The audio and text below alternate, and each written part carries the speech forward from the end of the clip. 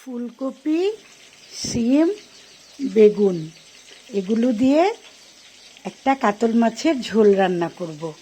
এই রেসিপিটি তোমাদের সাথে শেয়ার করছি। এখানে মাছটাকে হালকা ভেজে নিচ্ছি। আর এই চুলায় প্যান বসিয়ে দিয়েছি, পেঁয়াজটাকে একটু ভেজে নিয়েছি। এখন এখানে হলুদ, মরিচ, ধনে, জিরে গুঁড়ো আর পরিমাণ মতো লবণ প্যানে দিয়ে দিলাম। এখন অল্প পরিমাণে পানি দিয়ে দিচ্ছি।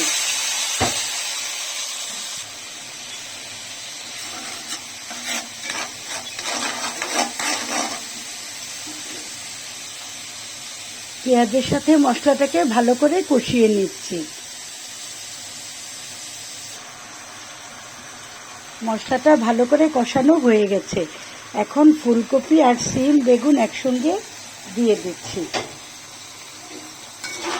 এখন ভালো করে সবজিটাকে মশলার সাথে এভাবে মিশিয়ে নিচ্ছি।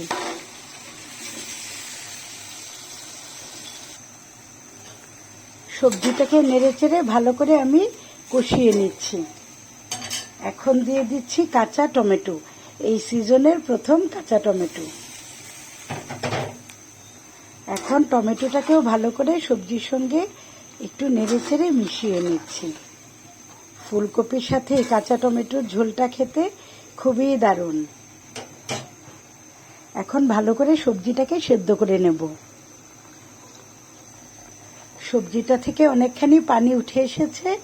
এখন আমি একটু ঢেকে সবজিটাকে আর একটু সেদ্ধ করে নেব। ফুলকপি, সিম, আলুটা একদম সফট হয়ে গেছে, কষানো প্রায় হয়ে এসেছে। এখন আমি দিয়ে দিচ্ছি জাম আলু। আলুটাকে সেদ্ধ করে আমি খোসা ছাড়িয়ে নিয়েছি। এখন আলুটাকেও একটু ভালো করে সবজির সঙ্গে একটু মিক্স করে কষিয়ে নেব।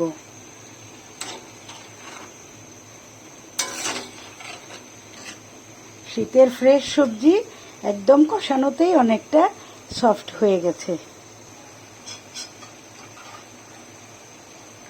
এখন ভেজে রাখা মাছগুলো উপর থেকে বিছিয়ে দিচ্ছি।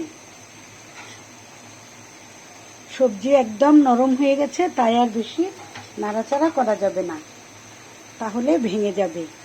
এখন মাছগুলো উপর থেকে এভাবে বিছিয়ে দিচ্ছি।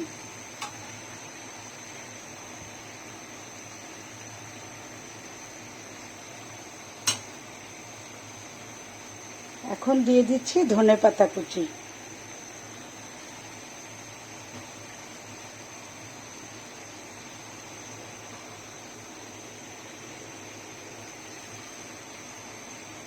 আর দিয়ে দিচ্ছি কাঁচামরিচ।